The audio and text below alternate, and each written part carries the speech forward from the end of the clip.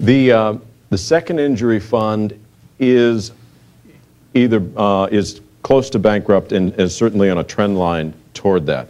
And the reason that occurred was when Senate Bill 1 passed in 2005, the annual surcharge on workers' comp payments was taken down from, I think, 4% to 3%, and a hard cap of 3% was put on.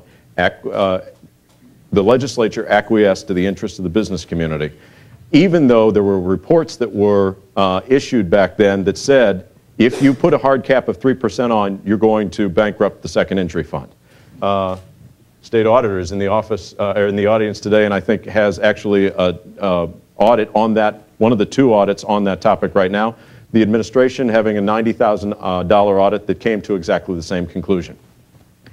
The second injury fund can be fixed, I think, if we just do what is the common sense, sensible thing to do, and that is an annual assessment, an annual reevaluation should be made, an actuarial study should be conducted each year that would allow the annual surcharge to move commensurate with the claims that have been filed. And the second part of your question was what? The maximum lump sum settlement payment of $60,000, should it remain in place, go up or go down? The maximum lump sum payment used to be $40,000, and then Attorney General Nixon took it up to $60,000.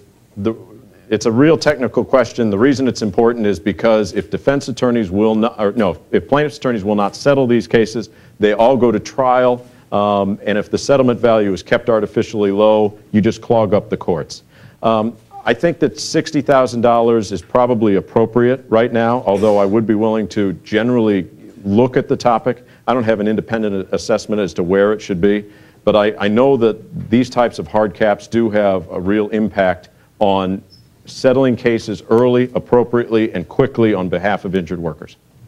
Senator Gibbons.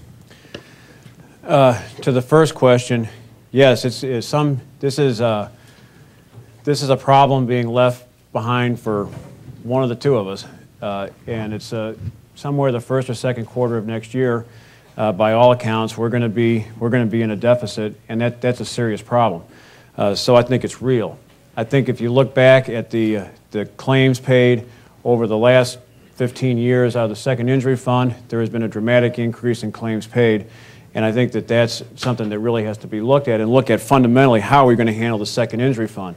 The second injury fund is a creature of statute that was adopted in the 1940s to make sure that people injured veterans coming back from World War II were not going to be denied employment opportunities for fear that the employer might have to shoulder a big load if they had a second injury, if you will, on their job site, and would have to pay for the full claim. I really think the solution, I don't believe, is to have some sort of flexible cap that no one can predict and you can't write insurance coverage over. I think it's looking at what is the second injury fund doing and how to do it best. I think this would be take the legislature's involvement and their approval, but I think the thing to do would be to move the claims for permanent partial disability into so that the employer, the current employer, would deal with that. You don't hurt the claimant, the employer deals with it and they control their own work site. You leave the second injury fund there for permanent total disability claims, which are the very expensive ones. With regard to the $40,000 to $60,000, and there was an unusual accommodation between the Treasurer and the Attorney General that I think ought to be examined. Thank you. We are out of time for questions, and we're now ready to go to our closing statements. Senator Gibbons, you're first. You have 2 minutes. Well, first of all, thank you very much, and again, thank you for advancing this for an hour today. As you might see, if this race turns into a beauty contest, I've probably got a serious problem. But it's about substance, and it's about the future of the Attorney General's office and how we go forward from here. And fundamentally, how we do a better job of protecting the people of Missouri and our families and our children. I bring to this office some real change and some experience. I spent 22 years in public service working on behalf of people at various levels. I have a reputation for being fair, for being open, for being honest, for being committed. And that will continue, of doing the right thing for the right reasons. And I think that would be the hallmark of this office. This is like a large law firm. There's 215 lawyers that work in the Attorney General's office. There's about 200 other employees. covering a whole host of areas. And I believe that you need somebody as the Attorney General who has the experience and the leadership at running larger entities, dealing with a variety of interests, effectively managing people and activities towards success so that we do the best job possible on behalf of the people of Missouri.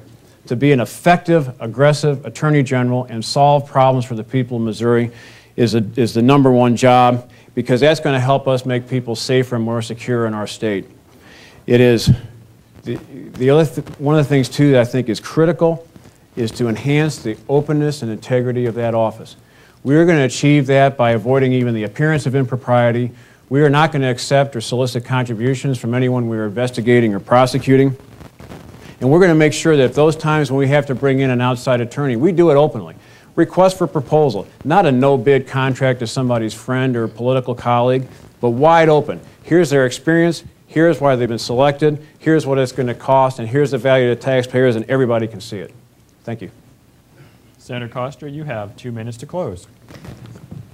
Thank you for the opportunity to come and talk with everyone today. And it is just on a personal note, it is a unique experience. This is my 5th political election, and I've never run against someone who I know and like as much as I do Senator Gibbons. We've worked closely together for 4 years in an institution that I know both of us consider a very special place, which is the Missouri Senate. Both of us bring talents to this campaign. What I would want to say and to offer to you today is that if you are going to be the state's top law enforcement officer, then it helps to authentically come from the law enforcement community itself. As I said in my opening remarks, I've been out of school for 16 years. I've carried a badge for 12 of those 16 years. Walked those homicide crime scenes, conducted those forensic investigations. When the mass serial killings occurred in western Missouri, where John Robinson brutally murdered 11 women in Kansas and in Missouri, I was the one who went into the room and interrogated him for 40 hours over 5 days and secured 5 murder confessions as a part of that series of brutal homicides. I have the experience in training lawyers to be trial attorneys. I have done it for 10 years of my life. If you're going to train surgeons, you would never train surgeons with a golf pro, okay?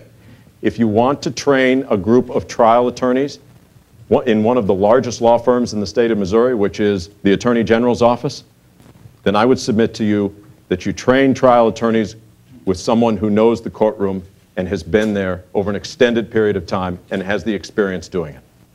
Lastly, the question in difficult economic times, when people feel it at the gas pump, in the grocery store, in their health care bill, is which candidate is most likely to stand up to the powerful interests when they reach too far into criminal territory and take advantage of the ordinary citizens, the regular people of this state. I have spent my career standing up in one way or another to the powerful in the state. I left a political party when I believed that it was not appropriately standing up for the regular people of this state, when it was acquiescing to the powerful and not to normal, everyday, hardworking Missourians.